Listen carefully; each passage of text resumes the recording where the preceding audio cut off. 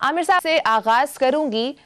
वाकई की रिपोर्ट आई, आईएसआई और रेंजर्स के अफसरान को उनकी जिम्मेदारियों से फारिग कर दिया। बिलावल भुट्टो साहब ने फैसले का खैर मकदम किया, नवाज शरीफ साहब ने रिपोर्ट को मुस्तरद कर दिया। आपके तनाजुर में आप किस तरह से इस पूरे अमल को देख रहे हैं?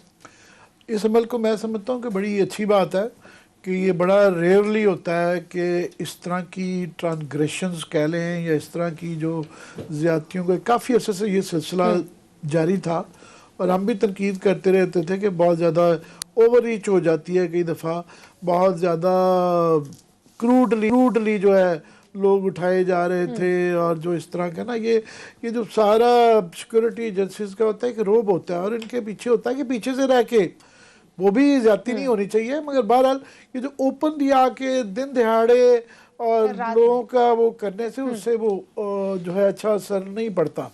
तो ये बड़ी अच्छी बात है और ये एक अच्छी मिसाल कायम की गई है कि उनके खिलाफ ये ऐलान किया गया है कि जिन्होंने वो गलत काम किया उनके खिलाफ एक्शन लिया जाएगा। अब उससे फ़र्क ये पड़ता है कि आइंदा जो भी कोई अफसर कोई गलत ऑर्डर्स हैं, गैर कानूनी ऑर्डर है, चाहे किसी ने भी दिया हो, तो ये दुनिया भर में ये एक रवायत होती है और कानून भी होता है कि उसको नहीं माना जाता। तो ये अभी बाकी सबको भी एक मैसेज चला जाता है। बिल्कुल। अब उस पे नवाज शरीफ साहब का जो रिएक्शन आया तो वो उनकी जो आजकल तसलसल जारी है उनका कि वो किसी चीज़ पे भी वो इस्टेब्लिशमेंट की हर चीज़ पे वो ढूंढ रहे होते हैं। अभी आसिम बाजवा बड़ी मुश्किल से उनको भूला है थोड़ा सा 2-4 दिन से, तो उन्होंने इस पे फ़ौरन अपना रिएक्शन दिया कि जनाब ये जूनियर अफसरान को जो है ना स्केप गोट बनाया गया है और मैं इसको रिजेक्ट करता हूँ, ये बहुत ऊपर की बात है।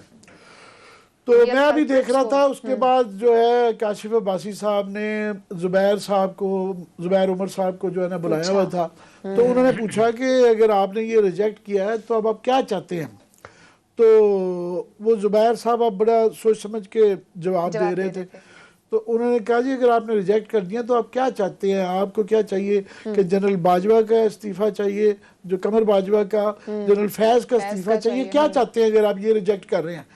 तो वो उनकी आज हिम्मत नहीं पड़ रही थी कि हाँ मैं करते, पहले टालते रहे, फिर उन्होंने कहा जी हम ये सोच के बताएंगे।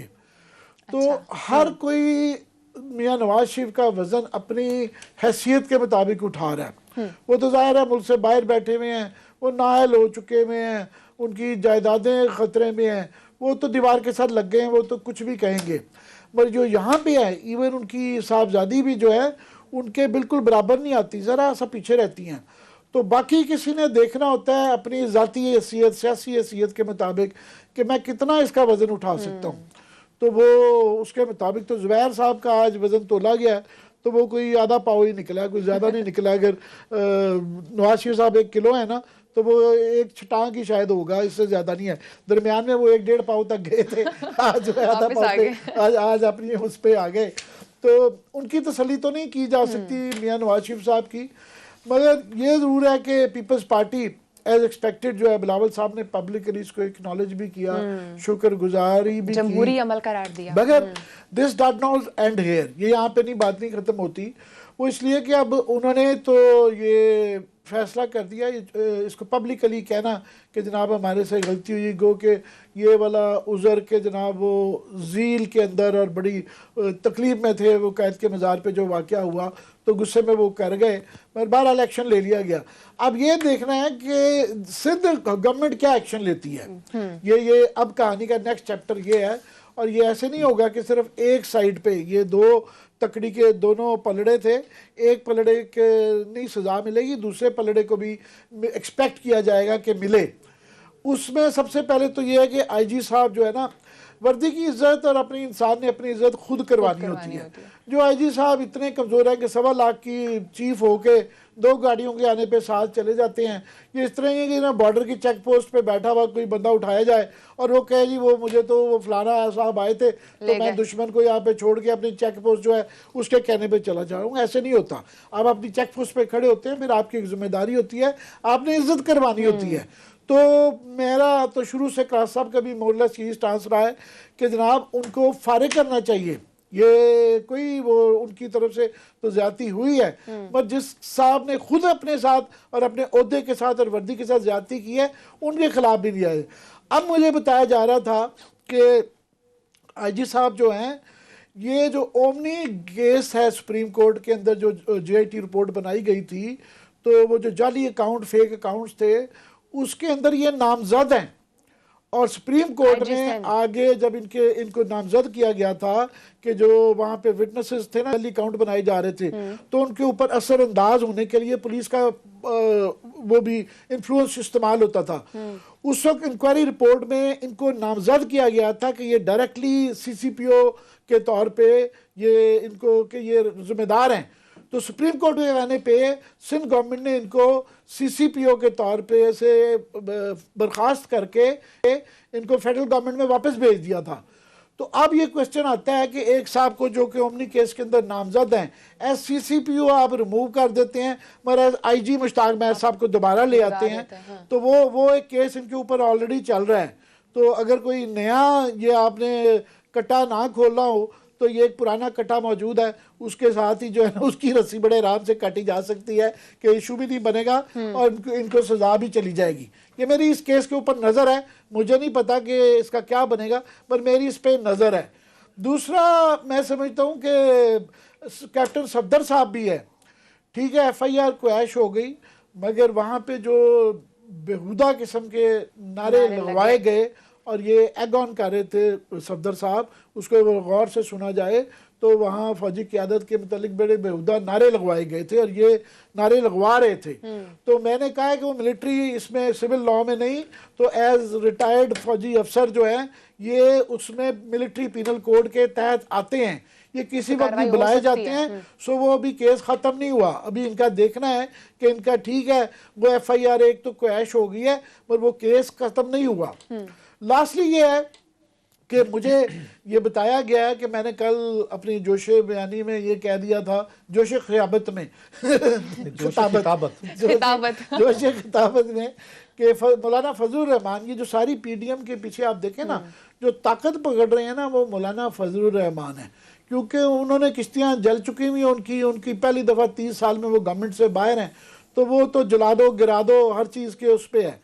तो अभी जो है आज एक और बड़ी डेवलपमेंट हुई है कि पार्लियामेंट के अंदर नेशनल असम्बली में आर्मी चीफ ने और ISI चीफ ने एक नेशनल सिक्योरिटी की मीटिंग थी जिसमें गिलगित बल्तिस्तान का इशू के ऊपर क्लोज डोर मीटिंग के अंदर उन्होंने अपना केस पेश करना था कि ये सिक्योरिटी पॉइंट ऑफ व्यू से हमारा नुक्ता नज़र ये है।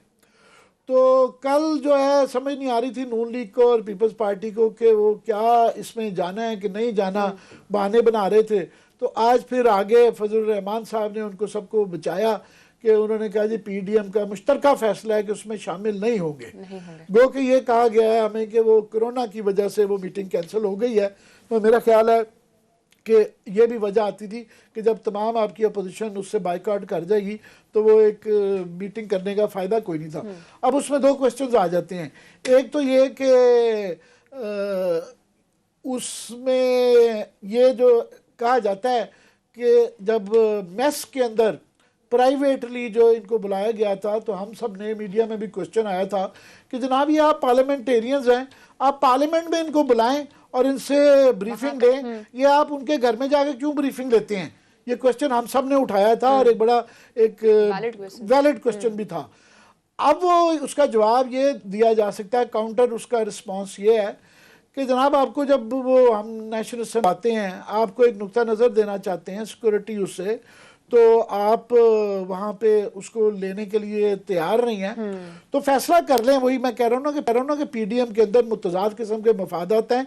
पीपल्स पार्टी कुछ कहती है, नून लीग कुछ कहती है, एक गवर्नमेंट में है पीपल्स पार्टी, वो लिहाजा एक हद से ज़्यादा आगे नहीं जाना चाहते, एक गवर्नमेंट से बाहर हैं वो बिल्कुल है, और एक असम्बलियों से बाहर है मौलाना फजलुर रहमान, बट इसलिए कुछ भी नहीं रखना चाहते। तो फैसला कर लें, या तो हमने असम्बलियों में रहना है और गवर्नमेंटों में भी रहना है, और एक तरफ आपने बिल्कुल नॉन कोऑपरेशन करना है। सुबह आपका कोऑपरेशन होता है, दोपहर को नॉन कोऑपरेशन होता है, रात को फिर कोऑपरेशन होता है। तो इस तरीके से जो है ना मामलात नहीं चलते, ना अपोजिशन होती है और ना आपकी सियासत होती है। तो ये लास्टली कि मैं फजलुर रहमान साहब के पर इसलिए आ रहा था कि मैंने ये कल कहा कि उनके ऊपर जो पहले इंक्वायरी एक चल रही है असासों की, कि ये शक किया जा रहा है, इल्ज़ाम ये है कि ये काफ़ी सारे असासे हैं कि इनका बेनामी तो नहीं है। तो उन्होंने कहा, मुझे आज बताया गया है कि वो सिलसिला जारी है तफ्तीश का, क्योंकि बेनामी का केस है। तो उन तमाम लोगों को जिनके नाम पे वो हैं ये वाली जायदादें, जिसकी तफसील हमने एक प्रोग्राम में बताई थी, उन सबको बुला लिया गया है कि या तो वो आप मनी ट्रेल देंगे वो अब कि जनाब ये मनी ट्रेल है कि ये पैसे हमने यहाँ से लिए, या वो बता देंगे कि जनाब ये इसके हकीकी मालिक कौन है। तो ये टाइम लेगा, मगर वो इंक्वायरी जारी है। ये नहीं कि इंक्वायरी बंद हो गई है, इनको सोर्स की इंक्वायरी एक जारी है। तो वो जब इंक्वायरी पूरी होगी तो फिर है। तो मौलाना फजलुर रहमान पे भी वो तलवार लटक रही है, वो थोड़ी सी टल गई है मगर लटक जरूर रही है। क्लास साहब, एक तो इस पर भी आप टेक दीजिए, आपके मुताबिक ये कार्रवाई किस तरह है और आप इसको कैसे देख रहे हैं। और दूसरा एक और इसमें पॉइंट ऐड करूंगी, जिस तरह से भी ISPR की आज उन्होंने जिस तरह से रिपोर्ट पब्लिश की है, आपको क्या लग रहा है कि वजीर आज़म इमरान खान साहब कहते हैं कि सारा कॉमेडी थी, ये एक नॉर्मल था,